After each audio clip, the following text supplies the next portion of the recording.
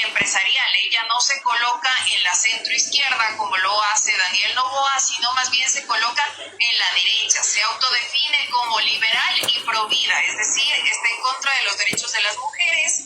También está en contra del acceso al aborto por violación. En las elecciones seccionales de 2023 postuló a la alcaldía de Cuenca, pero obtuvo un poco menos del 6%. Es decir, en su ciudad natal tampoco ha sido reconocida como una política exitosa. También ha mostrado su simpatía por el gobierno de Guillermo Lasso, así como también su simpatía, y se ha dicho, de hecho, seguidora de los expresidentes Jair Bolsonaro de Brasil y Donald Trump de Estados Unidos. Otra pista, hoy salió a la luz en una entrevista, la candidata sostiene que el Estado no puede tener participación en ámbitos como la salud, ya lo decían ustedes, en la educación y en la seguridad social. Ella sostiene que estos deben ser privatizados.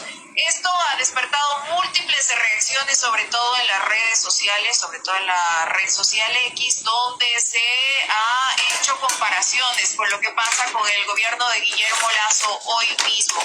Recuerden que Guillermo Lasso es un banquero destacado, él es el propietario de Banco de Guayaquil. Los Noboa, la familia Noboa, también ostenta el poderío del Banco del Litoral. Parece ser que son muchas las similitudes entre el actual mandatario, que tiene 2 años en el poder, y quien aspira a llegar al poder ejecutivo en el próximo 15 de octubre, cuando se disputará esta segunda vuelta electoral. Señales que reflejan no una centroizquierda, como dice Daniel Noboa, sino más bien una extrema derecha, muy cercana a las posiciones que, por ejemplo, ha tenido Jair Bolsonaro, de quien Verónica Abad dice ser seguidora.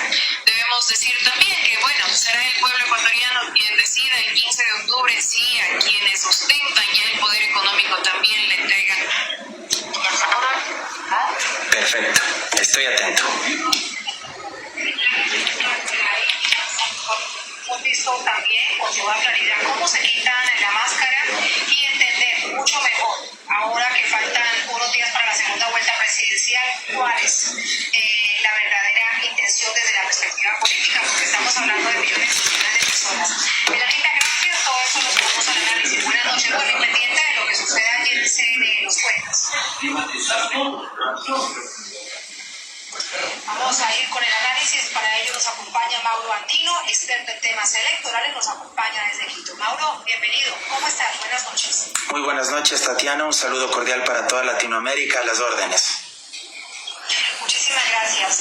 Dice la fórmula a la vicepresidencia del candidato de ADN, Noboa, que el Estado solamente debe centrarse en atender la seguridad, la justicia, la infraestructura, todo lo demás en manos de los privados, así que disminuir aún mucho más el Estado, más de lo que ya disminuyó el gobierno del presidente Lasso.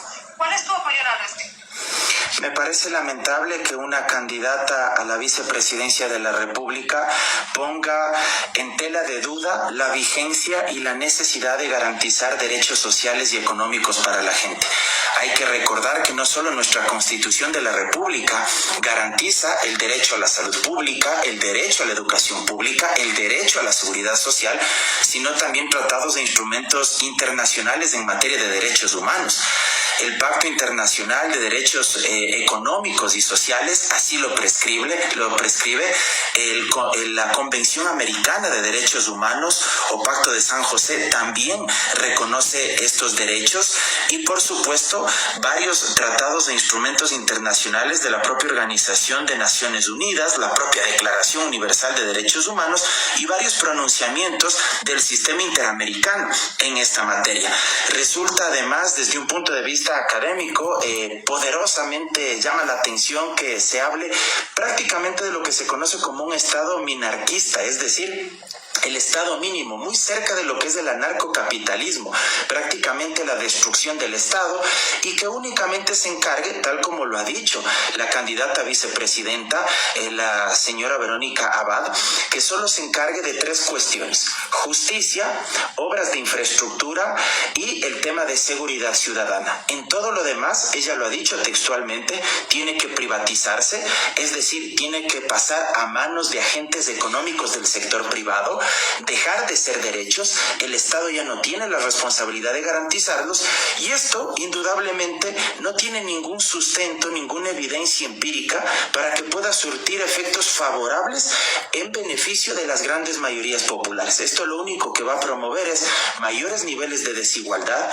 mayores niveles de exclusión en un país de 18 millones de ecuatorianos y donde más de 6 millones de ecuatorianos viven en condiciones de pobreza y de extrema pobreza, sobreviviendo diariamente con $2.80 al día y muchos de ellos con $1.40 al día y además en condiciones de hambre, donde más de 2,5 millones de ecuatorianos comen una sola vez al día, según datos de la FAO, organismo adscrito a Naciones Unidas. Mauro, esto evidencia